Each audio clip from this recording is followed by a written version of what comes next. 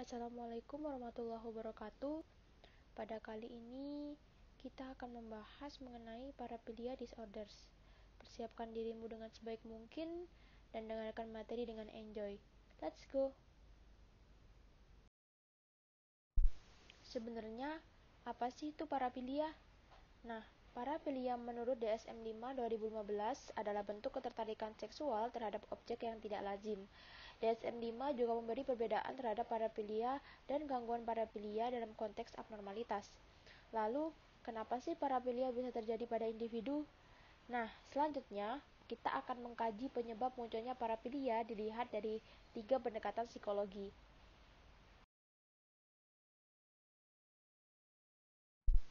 Nah, yang pertama dari perspektif pendekatan psikoanalisa. Menurut pendekatan ini, paraphilia terjadi karena 3 hal, yakni paraphilia merupakan upaya perlindungan ego untuk menghadapi ketakutan dan memori yang ditekan. Paraphilia merupakan penghidupan kembali secara simbolik trauma-trauma di masa kanak-kanak. Kemudian, paraphilia bisa jadi disebabkan oleh masalah-masalah dalam proses perkembangan psikoseksual dengan 2 kemungkinan. Yang pertama, fiksasi pada pragenital dan adanya regresi. Kemudian yang terakhir, penderita mengalami castration anxiety, yakni kekhawatiran kalau akan dikastrasi sehingga takut berhubungan dengan perempuan dewasa. Kemudian dari perspektif pendekatan behavioristik, ada 3 hal juga yang menjadi penyebab munculnya paraphilia, yakni individu terlalu rendah diri mengakibatkan rendahnya kecakapan sosial sehingga dia tidak mampu menjalin relasi yang normal dengan orang dewasa. Kemudian adanya orgasm conditioning hipotesis, tanpa sengaja penderita menghubungkan rangsangan atau ketergugahan seksual dengan objek-objek yang tidak lazim.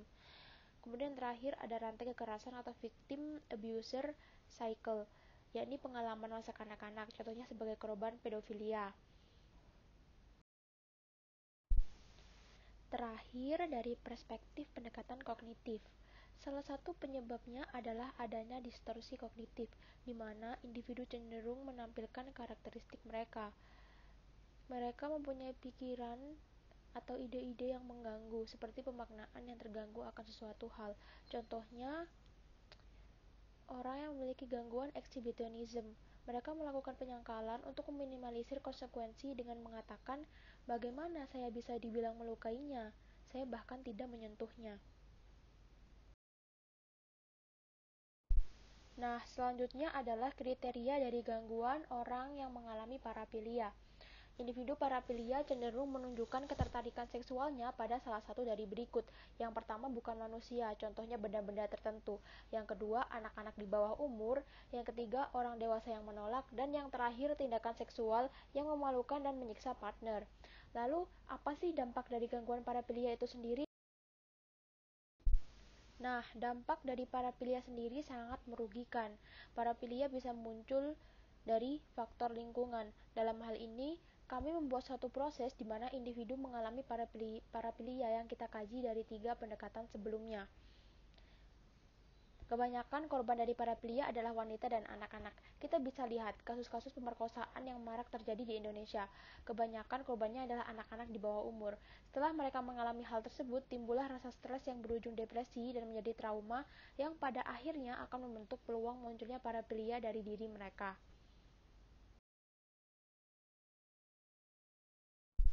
Oke, untuk selanjutnya adalah jenis-jenis dari paraphilia.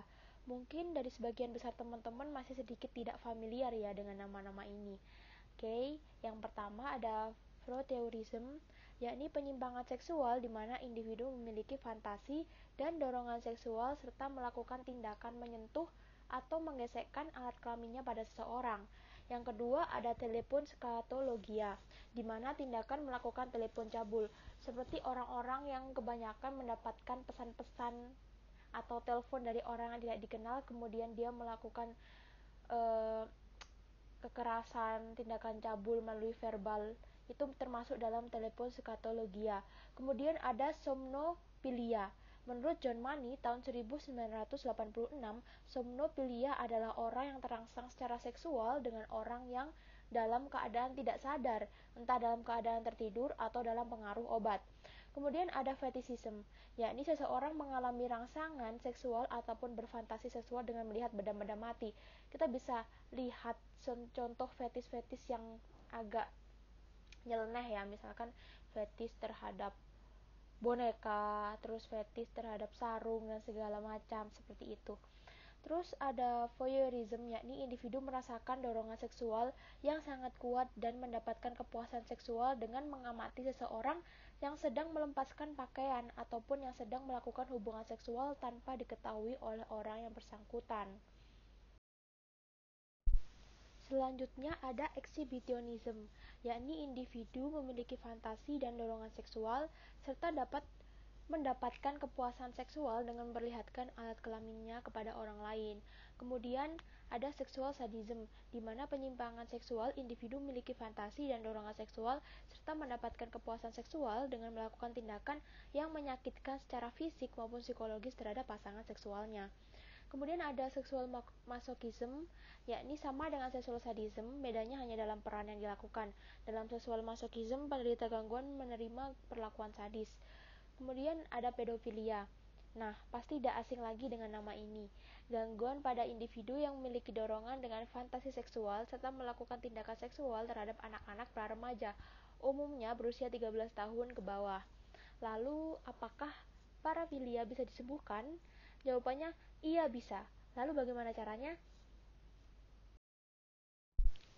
Penanganan kasus parafilia sendiri bisa dilakukan melalui 3 pendekatan psikologi.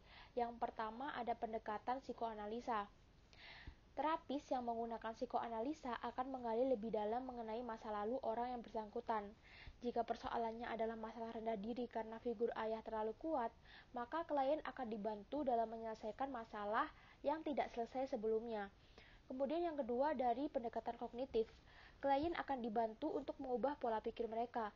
Contoh saja kepada klien yang mengalami pedofilia. Mereka akan diminta berfantasi seksual dengan 12 anak, namun mengubah akhir cerita sekreatif mungkin asalkan bukan lagi berhubungan seksual dengan anak. Terus kemudian dari perspektif pendekatan behavioristik. Contohnya aversion terapi dengan variasi bentuknya.